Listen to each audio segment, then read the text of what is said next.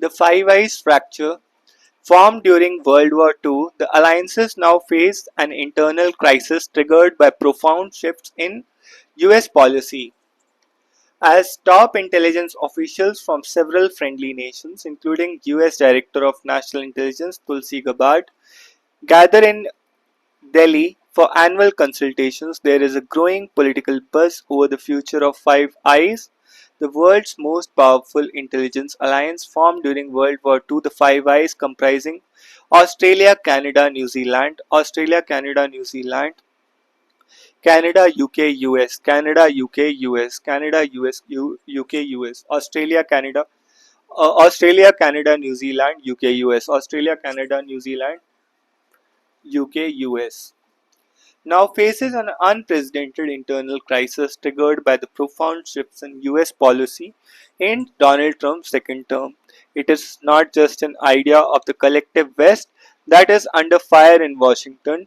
Trump's radical reorientation of the US foreign policy seeking reapproachment with Russia, pushing for a ceasefire in Ukraine, weakening the EU and NATO, and dismantling the post war US Europe strategic consensus has shaken long standing assumptions about the international order. Tensions between Washington and its European allies are not new, but their intensity today is unmatched. The Anglo American Partnership has been one of the world's most enduring alliances since the middle of the 20th century. A central feature of this alliance is the International Sharing Agreement of that Washington and London signed in 1946 that built on the bilateral wartime cooperation on intercepting and decoding enemy communications. It is not just the idea of collective West that is under fire in Washington. Trump's radical reorientation of US foreign policy, seeking reapproachment with Russia, pushing for a ceasefire in Ukraine, weakening the EU and NATO, and dismantling the post war US Europe strategic consensus has shaken long standing assumptions about the international order. Tensions between Washington and European allies are not new, but their intensity today is unmatched. The American Anglo American Partnership has been one of the world's most enduring alliances since the middle of the 20th century. The central feature of this alliance is the intelligence sharing agreement that Washington and London signed in 1946. Again, it is not just that idea of the collective West that is under fire in Washington. Trump's radical reorientation of US foreign policy, seeking reapproachment with Russia, pushing for a ceasefire in Ukraine, weakening the EU and NATO, and dismantling the post war US Europe strategic consensus has shaken long standing assumptions about the international order. Tensions between Washington and European allies are not new, but their intensity today is unmatched. The Anglo American Partnership has been one of the world's most enduring alliances since the middle of the 20th century. A central feature of this alliance is the intelligence sharing agreement that Washington and London signed in 1946 that built on the bilateral wartime cooperation on intercepting and decoding enemy communications. The bilateral agreement was expanded to cover the rest of the Anglosphere and focused on collecting and analyzing signals, intelligence, and common interest. Canada joined in 1948, followed by Australia and New Zealand in 1956. The Anglosphere refers to the English-speaking world, once part of the British Empire, which shares common traditions of politics, law, and culture. During the Cold War, the Five Eyes played a critical role in monitoring Soviet and Warsaw Pact communications.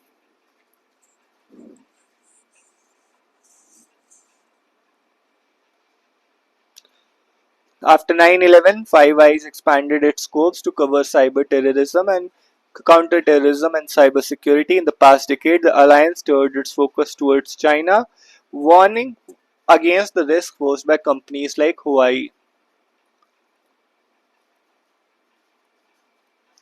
In 2018, the Five Eyes intelligence chiefs publicly cautioned that Huawei's involvement in 5G networks posed a security risk, leading to a coordinated push to exclude the company from Western infrastructure and persuade friendly nations in non-West to keep Huawei out. In recent years, Five Eyes have stepped up their engagement with key partners in Asia, especially Japan.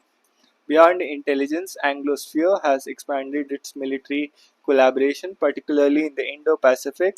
The creation of AUKUS, wherein the US and UK are assisting Australia in developing nuclear-powered submarines, heralded a new purpose for the Anglo-American alliance. Discussions have also taken place about integrating Canada and New Zealand under the so-called Pillar 2 of the AUKUS framework. Despite occasional rifts such as New Zealand's past divergence from its partners, internal cohesion remained intact. This time, however, the primary source of disruption is not the smaller member but the US itself. Trump's aggressive trade war against Canada, longtime trading partner and a pillar of Anglosphere, has turned observers around the world. His suggestion that Canada should become the 51st state of the US and claim that the border is arbitrary were seen as unprecedented affronts to the alliance. Even more provocative was his bid to annex Greenland, a territory tied to Denmark, one of the closest allies of the Anglo-American powers in Europe. Beyond economic and territorial challenges to its long-standing partners in Anglosphere, Trump administration's rhetoric towards Britain has been particularly hostile. At a Washington gathering of global conservative parties last summer, the Senator J.D. Vance described Britain as the first truly Islamist country to get a nuclear weapon. He went on to say, maybe it's Iran, maybe it's Pakistan kind of quote counts. Then we sort of decided maybe it's actually the UK since Labour just took over. Islamists are gaining dominance in some European countries with growing Muslim minorities is becoming a common sense in right-wing discourse in the US. In the Munich Security Conference last, Vance attacked Britain's woke politics, alleging censorship of right-wing views and accusing its leadership of bias towards minorities and liberal extremists. Elon Musk, a vocal Trump ally, has further fueled tensions. He accused British Prime Minister Keir Starmer of failing to act against child exploitation during his tenure as Director of Public Prosecutions.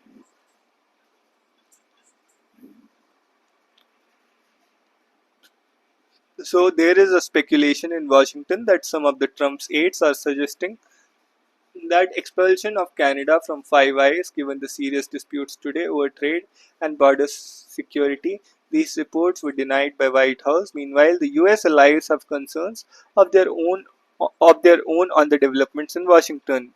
The appointments of Tulsi Gabbard as the Director of National Intelligence and Kash Patel as the FBI Director have raised alarm among traditional allies. Many in the Five Eyes establishment worry that Trump's erratic approach to intelligence sharing could compromise the security of the Anglosphere and the West. The allies are only echoing the former leaders of the US intelligence establishment that has been hostile to Trump. The deep ideological divide between Trump's MAGA movement and traditional Anglosphere is stark. American right is increasingly views Britain as a failing state dominated by excessive economic regulation and woke politics. The resentment extends to what they see as a global liberal establishment, one that includes left liberal politicians as in Anglosphere. As it hosts the Global Spokes Party, India's own intelligence establishment has an opportunity to hear first-hand from key participants, assess whether the current crisis in Five Eyes is a temporary crack or a permanent fracture. It is also a moment for Delhi to reflect on the longer term implications of the crisis and develop options to strengthen its own intelligence diplomacy in a world where old markers are disappearing. Mauritius can be a very effective bridge to the wider global south. India reiterated its commitment to the Global South during Prime Minister Narendra Modi's two-day visit to Mauritius, where he announced Mahasagar. This builds 2015 formulation of Sagar Security and Growth for All in the Indian Ocean region, which was also announced at Port Louis during his first visit. Located in western Indian Ocean, 2000 km of the southeastern coast of East Africa, Mauritius is one of the successful and prosperous democracies in the developing world and has been a steadfast and reliable partner. With a population of 1.2 million, a GDP of over $14 billion expected to increase to $29 billion by 2029. As a per capita income of 11,600, Mauritius has a special locus in India's diplomatic and strategic calculus. For us, Mauritius's family acquired independence from Britain in 1968. Mauritius is a good example of how the 2015 Sagar vision has been progressively realized. India has provided valuable assistance in the island nation. In April 2020, massive oil spill near the Isle Mauritius threatened local environment security, and India airlifted technical equipment and personnel as first responders. During COVID pandemic, Indian naval ships carried life-saving vaccines to Mauritius. Cyclone Shrido devastated the region. India quickly provided humanitarian assistance. Geography endowed nations with distinctive maritime attributes, and island nations acquire strategic relevance. In colonial era, Great Britain consolidated its position through its maritime naval per, perspicacity, and in the current era, major powers are looking at island needs with renewed strategic interest in the Indian Ocean region, where France and US are resident powers due to their presence in Reunion and Diego Garcia. China is knocking on the doors through Belt and Road Initiative. Sri Lanka and Maldives and Djibouti are illustrative of showing Chinese footprint. Modi's Mahasagar vision is commendable. Mauritius can be very effective bridge to the wider global south. Capacity building with smaller states in areas such as maritime domain awareness and curbing illegal activities at sea are low-hanging fruit. In the current US-triggered geopolitical churn, medium and small powers are looking for proven competence, credibility, and long-term empathy. China has been perceived as substantive donor but rapacious and unrelenting when it comes to repayment, as both Sri Lanka and Pakistan have had less than satisfactory experiences with Beijing. So, within the larger Indo Pacific region, India, in contrast, is seen as a relatively more benign partner as the maritime domain offers some opportunities that Delhi can pursue over the long term. Modi's maritime vision, first Sagar, now Mahasagar, are innovative and welcome policy initiatives.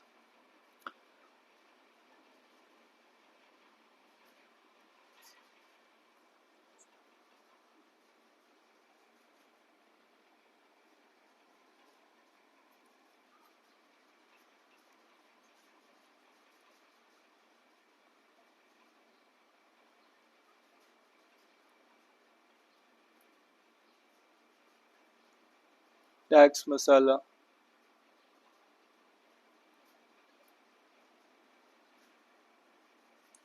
Breaking through, performance of Indian institutions is heartening. They now need to reboot. Nine institutes figured in top 50 and 79 have made it to the list from 69 last year. 24 institutes from engineering, 20 from social sciences, and 19 from the natural sciences.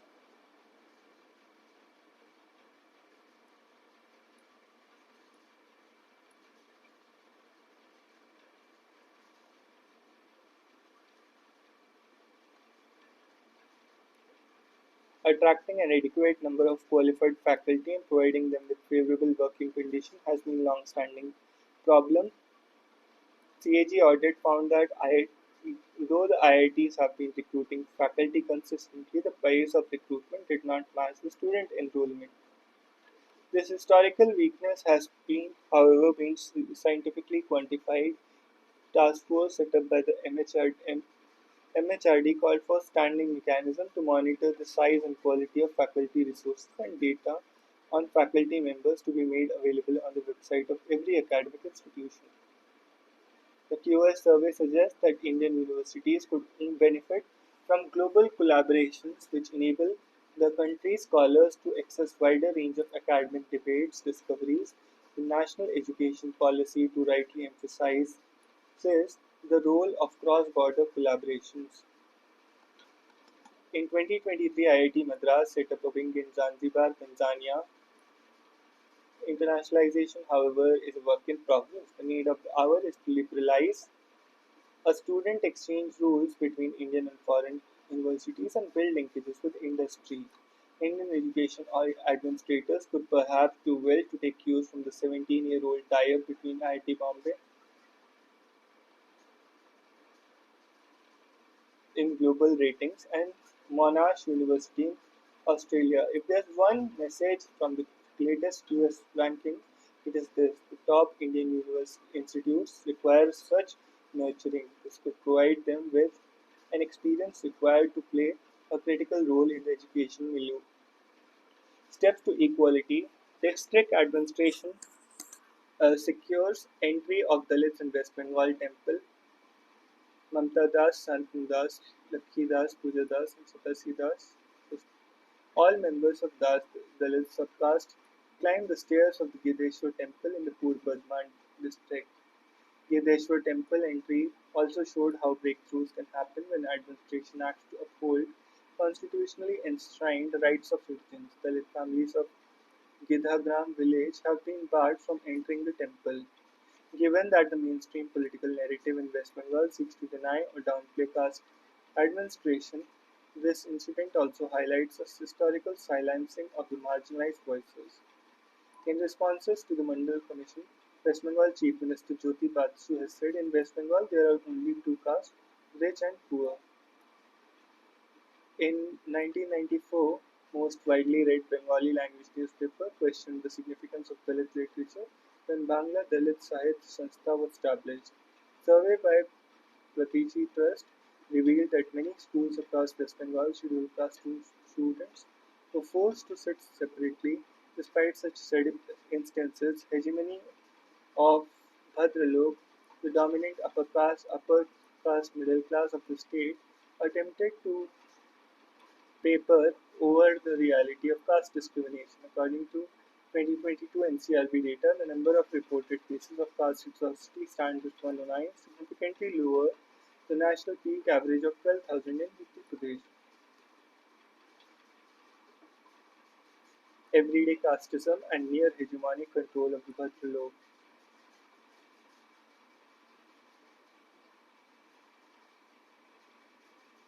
In 1930, Babasaheb Ambedkar led protests outside Kalaram Temple in Nashik to secure Dalit entry. Even 75 years after independence, similar concerns persist. They call for a wider questioning and introspection.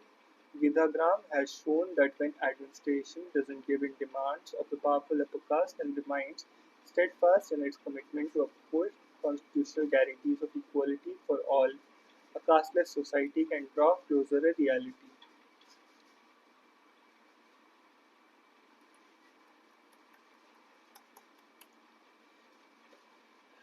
Resolution only when Russia, Ukraine at table. Trump has clear roadmap.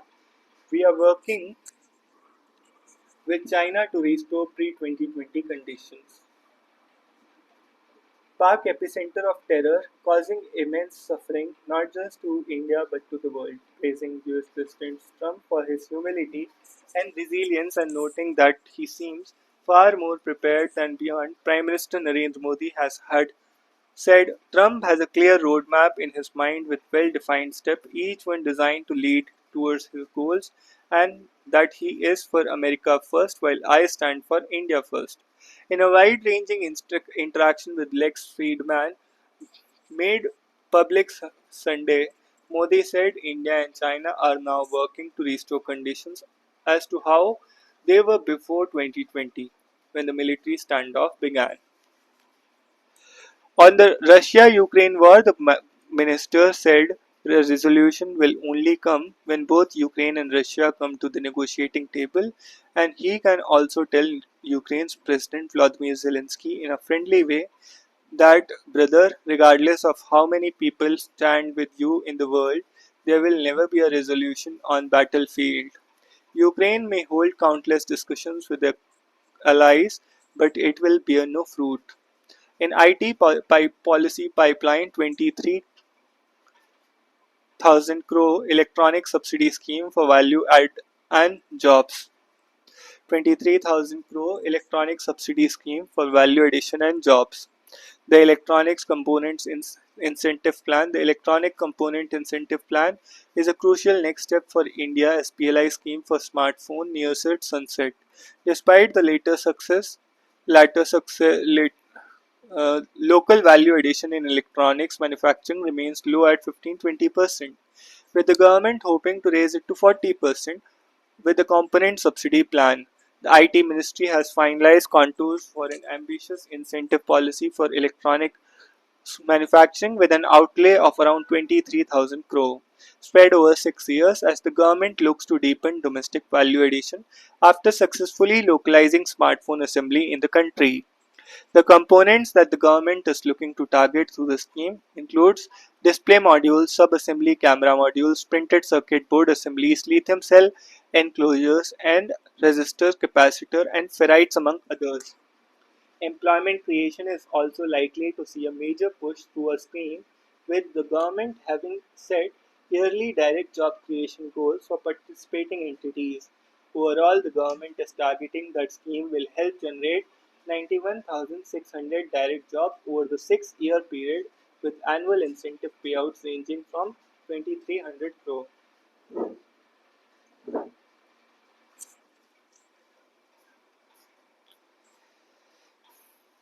Hafiz Saeed aide Abul Qatal wanted for terror in J&K, killed in Pak official. Central intelligence agencies have received information that Abu Qatal, a key member of the Lashkar-e-Taiba, known for his involvement in several terror attacks in Jammu and Kashmir, was shot dead by unidentified assailants on Saturday night in Jhelum district of Pakistan's Punjab province. Abu Qatal alias Faisal Nadeem, also known as Qatal Sindhi, was a close aide of Hafiz Saeed, the mastermind of 2611 Mumbai terror attacks and operated in the Poonch Rajouri region. We received information that he was gunned down by an unknown armed assailants on the Saturday night while traveling with his security. A member of his security team is also have been killed, and we are told that a search is on for attackers. Moving on, security Gabbard and others from Five Eyes join Intel SARS in Delhi. PM Modi, New Zealand counterpart, Luxon at Raisina Dialogue Tuesday. Today, signaling close cooperation on issues related to security, US and Director of National Intelligence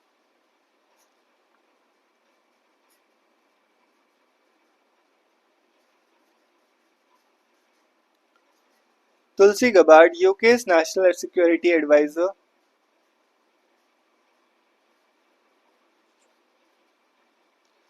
Jonathan Powell, and New Zealand's intelligence and Andrew Hampton, joint intelligence chiefs for different countries at gathering in New Delhi Sunday. The intelligence czars attending a conference organized by National Security Council Secretariat were being hosted by National Security Advisor Ajit Doval, Raw Chief Ravi Sinha, and Intelligence Bureau Director Tapan Dekka. Both Gabbard and Powell will attend the Raisina Dialogue starting Monday, organized by the Observer Research Foundation and Ministry of External Affairs. The three-day conference will be inaugurated by Prime Minister Modi, New Zealand Prime Minister Christopher Luxon, who reached New Delhi.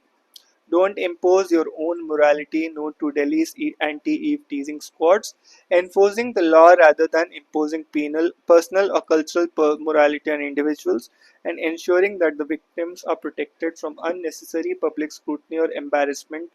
These are among the mandates for Delhi Police anti-Eve teasing or Shikshatar squads, which will soon be doing the rounds of public places across the city. The squads will come up each of 15 police districts in Delhi. This is first time Delhi Police will have a team of officers dedicated to women's safety.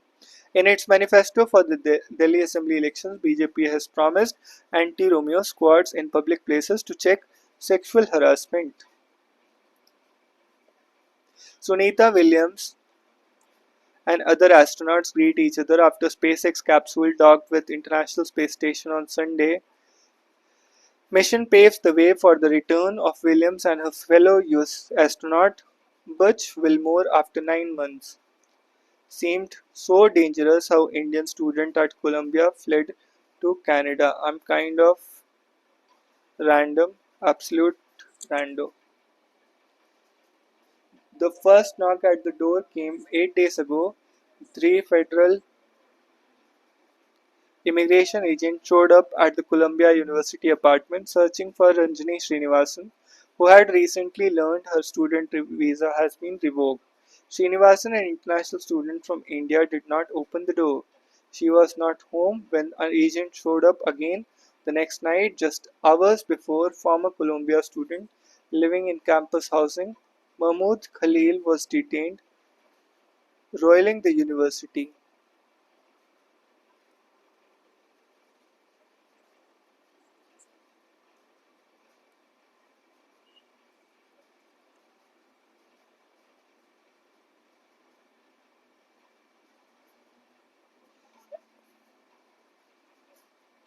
And Uttarakhand's couples fight against rigid social structures and the UCC. It's 10 p.m. and in a two-bedroom house in Haldwani, a couple in their late 20s are getting ready to take their exuberant dogs for a walk before calling it a day. People assume we are married because we raise dogs, she says. We don't correct them. On the face of it, nothing distinguishes these two from many couples that live around them. Except one thing, they are unmarried, non-binary couple that are first of the three couples challenging the Uttarakhand's Uniform Civil Code, aiming at regulating aspects such as marriage, divorce, inheritance, adoption, and property succession. Marriage, marriage, inheritance, divorce, divorce, adoption, and succession. UCC was passed in February last year with the rules under it coming into effect this January. According to the government, the rules were meant to codify something. So the target is 92,000 jobs, 23,000 crore electronic subsidy scheme for value addition. Currently it is 15 to 20%. We want 40%. Abu Qatul was killed. Christopher Luxon was in India. We are working with China to restore pre-2020 conditions, Prime Minister. He also called Pakistan's long-standing role in fostering terrorism, emphasizing that world is no longer in doubt about where the roots of terror lie. Pakistan, he said, has become epicenter of terror, causing immense suffering not just to India but to the entire world. On President Trump, he recalled the Howdy Modi event in Houston, where both President Trump and I were there, an entire stadium was completely packed. Both of us delivered speeches, and he sat down below listening to me speak. Now that's his humility, the President of the United States sitting in the audience while I spoke from the stage. That was a remarkable gesture on his part.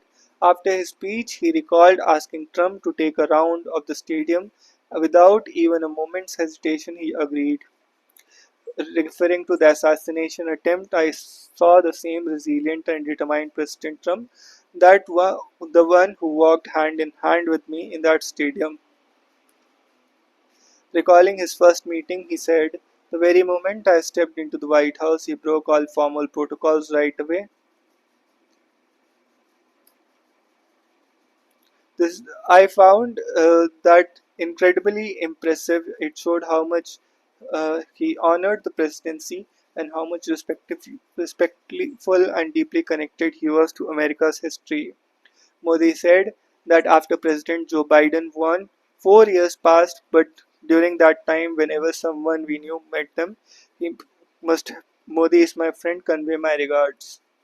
Asked about being commented by Trump on being good negotiator, he said it is very kind of him. He that appreciates me on various occasions, but when it comes to negotiation, I always put my country's interest first. That's why in every forum, speak up for India's interest, not to harm anyone, but in a positive manner, and because of that, no one takes offense. Look, I can say this. I have observed President Trump both during his first term and now second term. This time he is far more prepared. Before he has a clear roadmap.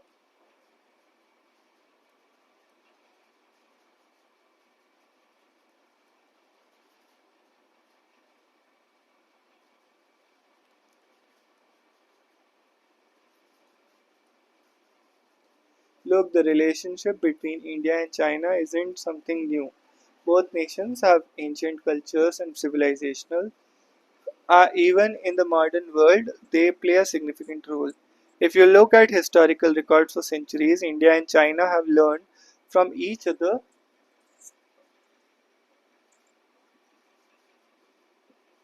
Together, they have always contributed to the global good in some way.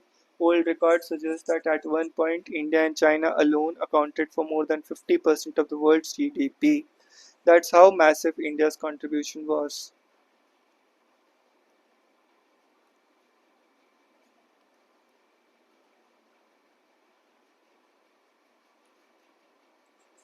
Modi said resolution will only come when both Ukraine and Russia come to the negotiating table. I've close relationships with Russia and Ukraine, and I can sit with both. The resolution will only come when both Ukraine and Russia come to the negotiating table.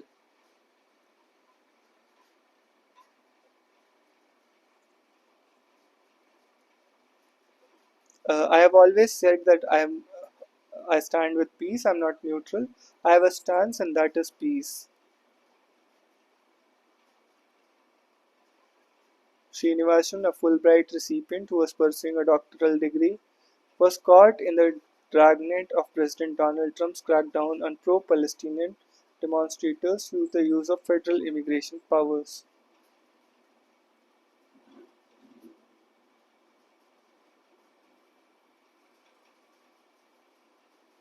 Don't impose your morality, no to Delhi's anti-Eve teasing squads. The squads would routinely move around in vulnerable areas and conduct drives in at least two vulnerable points every day. ACPs of crime against women cells shall ensure each drive is meticulously planned considering the topography, specific vulnerabilities of the identified areas, and deployment of staff strategically. Gabbard and others from Five Eyes. NIT policy pipeline 23,000 crore for electronic subsidy.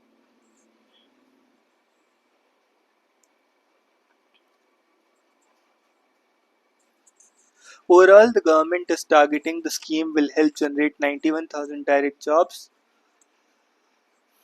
over the 6-year period with annual incentive payout ranging from 2300 crore to 4200 crore, conditional on companies meeting investment, production and employment goals. So far, we have finalized the scheme with an outlay of 23,000 crore. The officials said that components incentive scheme is crucial step in the next step for the PLI scheme for smartphone manufacturing is nearing its sunset, despite being able to attract companies like Apple and Samsung to localize some of their overall assembly. The domestic value addition has been low around 15 to 20%, 30 to 40%. This is where scheme to encourage component manufacturing is being seen as an important second step. The scheme could offer three different kinds of incentives depending of operational expenses. Capital expenses, combination of these two operational expenses will be given based on net incremental sales similar to PLI, and capex incentives will be given on the basis of eligible capital expenditure. Greenfield as well as brownfield will be eligible to avail subsidies. In an internal assessment carried out by the IT Ministry, a huge demand-supply gap in the electronics component sector to the tune of $100 billion for domestic consumption alone and 140 billion if India wants to export some components. That would be almost 10 times of what India's current domestic capacity is. In 22-23, India's electronic components production stood at $10.75 billion. According to the assessment, Indian Express reported government has identified three key challenges in manufacturing of electronic component manufacturing. First is the lack of domestic scale in the country.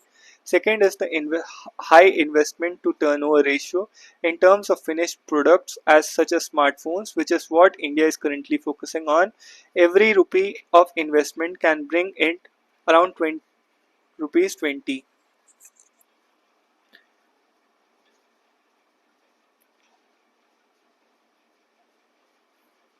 And third is because India has a high domestic demand, a large chunk of components are being imported. Electronics import is the second largest import commodity after oil.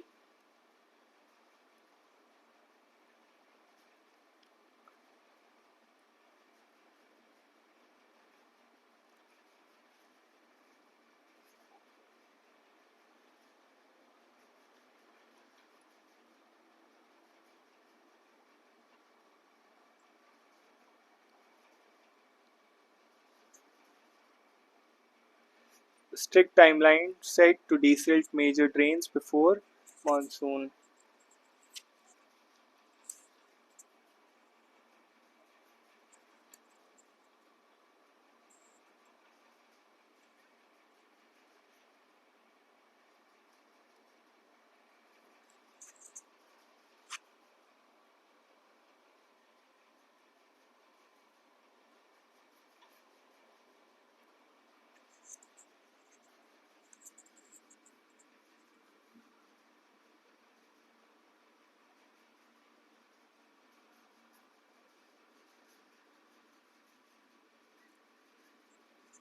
RSS role Gujarat riots idea of India what PM Modi said on Lex Friedman podcast.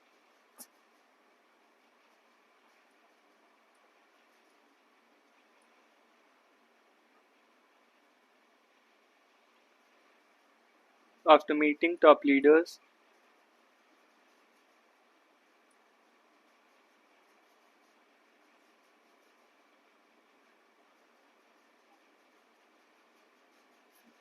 no X-ray, but where we get evidence, we will act.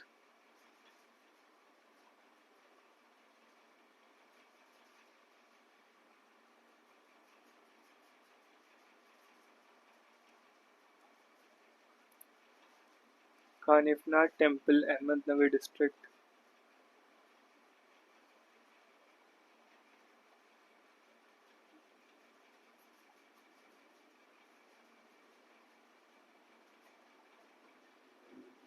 Trump launches large-scale strikes on Yemen's Houthis, at least 31 killed. Balochistan rebels target Pakistan security convoy, kill 5, injure 30.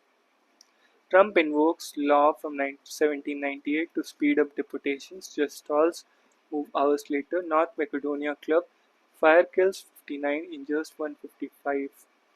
Chinese shipyard makes second submarine for Pakistan Navy. Ordnance forms civil war explodes, kills at least 16. Space crew docks. Stranded Williams and Wilmore said to return after 9 months. Baby feet, losing the thick part on the skin of the soles.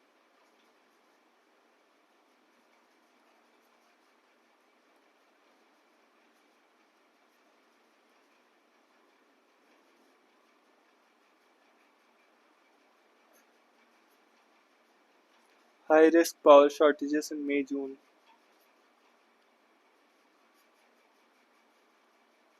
India New Zealand to relaunch FTA talks after gap of 10 years.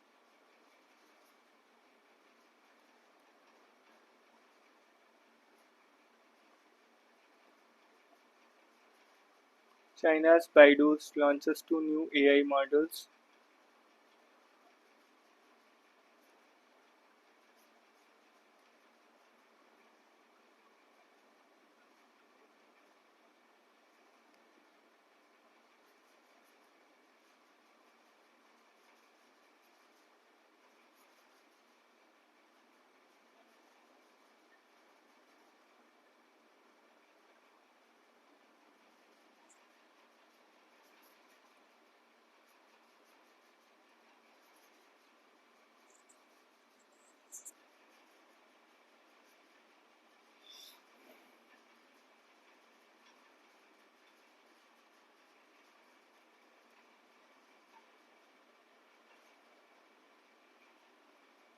So that's all in this one. See you in the next.